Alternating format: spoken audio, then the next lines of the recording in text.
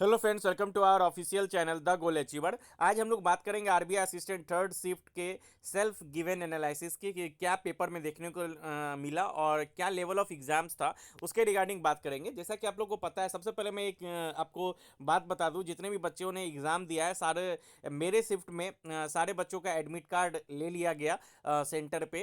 घर लाने के लिए नहीं दिया गया, चूँकि ये पहली बार हुआ इधर। सारे एग्जाम्स में वापस आपको लाना होता है एडमिट कार्ड। इस बार एडमिट कार्ड सबमिट कर लिया गया। तो आप लोग का सबमिट हुआ या नहीं, ये भी आप लोग बता सकते हैं कमेंट करके। अब चलिए हम लोग बात करते हैं सेक्शन वाइज कि क्या अटेम्प्ट रहे और क्या क्वेश्चंस देखने को मिला। एक स्टोरी बेस्ड आरसी देखने को मिला, जिसमें एक बच्चा रहता है।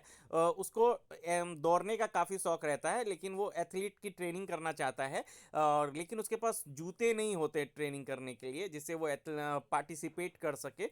तो वो एक दिन बकरी वगैरह चराने जाता है, तो फिर देखता है कि नदी में काफ़ी मछलियां हैं। वो मछली मारकर घर लेके आता है और अपनी माँ को दिखाता है कि मैंने इतनी मछलियां मारी, माँ इसे बेच के मैं जूते खरीद सकता हूँ।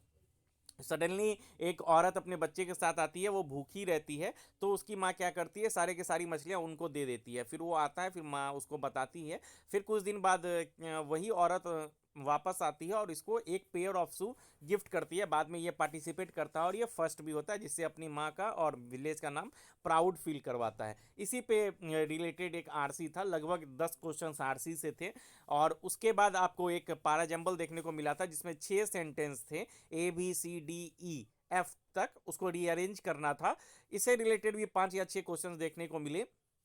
फिर रॉन्गली स्पेल्ट वाला आपको देखने को मिला, जिसमें कि या तो रॉन्ग मिस स्पेल्ट होता है या कि ग्रामेटिकली इन अप्रोप्रिएट होता है। ये आपको चूज करना था। इससे भी 5 6 क्वेश्चंस देखने को मिले।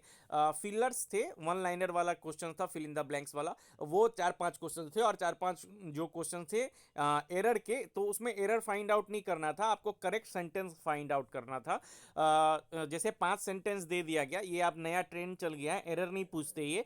5 सेंटेंस दे देते हैं, उसमें आपको चूज करना होता है कि विच वन इज करेक्ट, या तो सभी करेक्ट होंगे या कोई एक करेक्ट होगा। इस तरह के क्वेश्चन 5 क्वेश्चन देखने को मिले थे। इस तरह 30 क्वेश्चन इंग्लिश के थे। आप इजीली आप 25 अटेम्प्ट कर सकते हो, 25 प्लस एकदम फुल 100% एक्यूरेसी के साथ आप अटेम्प्ट कर सकते हैं। जिनकी इंग्लिश बहुत अच्छी है उनका तो 30 आउट ऑफ 30 भी अटेम्प्ट हुआ होगा। ज़्यादा टफ नहीं था, बस थोड़ा सा एरर वाला सेक्शन, जिनका ग्रामर थोड़ा सा वीक है, तो वहाँ पे उनको प्रॉब्लम आई होगी। अदरवाइज पेपर इंग्लिश का डुएबल था। आप चलते हैं मैथ्स में। मैथ्स में जैसा कि हर शिफ्ट में, बहुत सारे शिफ्ट में क्वाड्रेटिक भी पूछा गया। और फिर क्या बोलते हैं आपको, जैसा कि फर्स्ट शिफ्ट का मैं रिव्यू देख रहा था कि उसमें 15 सिंप्लीफिकेशंस थे, 5 क्वाड्रेटिक थे, तो 20 ऐसे ही हो गए। और एक डीआई था 25, और 10 एक कैसलेट था 2 या 3 मार्क्स का, और फिर 7 अर्थमेटिक या 8 अर्थमेटिक थे। तो 35 क्वेश्चन ऐसे पूछ गए। लेकिन इस शिफ्ट में क्या हुआ कि 15 सिंप्लीफिकेशंस थे और क्वाड्रेटिक नहीं पूछा गया था। 15 सिंप्लीफिकेशन, और सुबह वाली शिफ्ट में मिसिंग नंबर सीरीज भी था शायद, कि क्या पता नहीं। तो मिसिंग नंबर सीरीज इसमें पूछा गया था। एक मिसिंग नंबर सीरीज बड़ा लार्जर डिजिट का था, दो इस तरह के क्वेश्चन थे, लेकिन बन रहे थे, आपको टाइम लगता। और उसके बाद फिर एक डीआई था। डीआई पूछा गया था 5 5 मार्क्स का। तो उसमें डीआई से रिलेटेड एक दो क्वेश्चन थोड़ा सा टाइम टेकिंग वाला था, अदरवाइज वो आप कर सकते हो, उतना टफ नहीं था। और अगर बात करूँ, मिसिंग नंबर सीरीज हो गई, डीआई हो गई, तो 15 5 20 25 क्वेश्चन हो गए। तो 10 लगभग में अर्थमेटिक के क्वेश्चंस थे। और अर्थमेटिक के क्वेश्चंस, बहुत सारे क्वेश्चंस बहुत इजीली हो रहे थे, और बहुत सारे क्वेश्चंस में थोड़ा टाइम टेकिंग था, टाइम लग रहा था उसको कैलकुलेट करने में।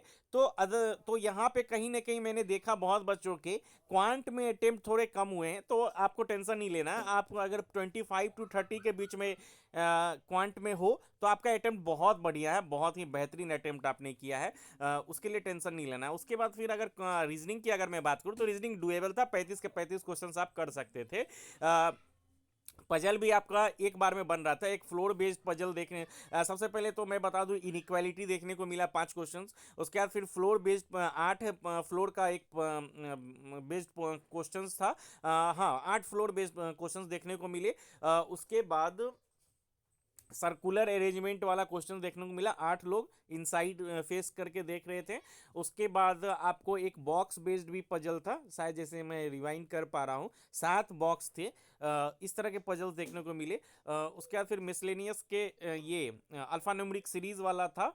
और फिर वर्ड वाला, वर्ड स्वैप वर्ड वाला आपको देखने को मिला था, जिसमें कि बैट, कैट, इस तरह के वर्ड दिए रहते हैं। डिज नहीं, वर्ड नहीं थे, सॉरी, डिजिट थे, 236, 936, इस तरह के डिजिट दिए गए थे। और एक अल्फा न्यूमेरिक सीरीज जिसमें सिंबल और अल्फाबेट्स वगैरह और नंबर्स वगैरह रहते हैं, वो क्वेश्चंस देखने को मिले। और एक ब्लड रिलेशन था, काफ़ी लॉजिकल लगा मुझे ब्लड रिलेशन, लेकिन आप अगर उसमें टाइम दोगे तो बन गया।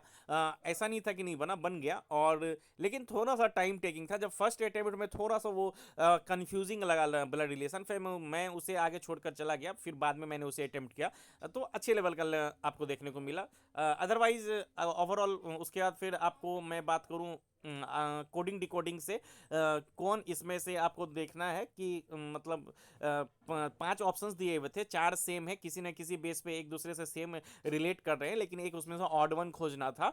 और फिर कुछ वर्ड्स दिए हुए थे, उसके दूसरे, छठे और सातवें अक्षर को मिलाकर एक वर्ड बनाना था।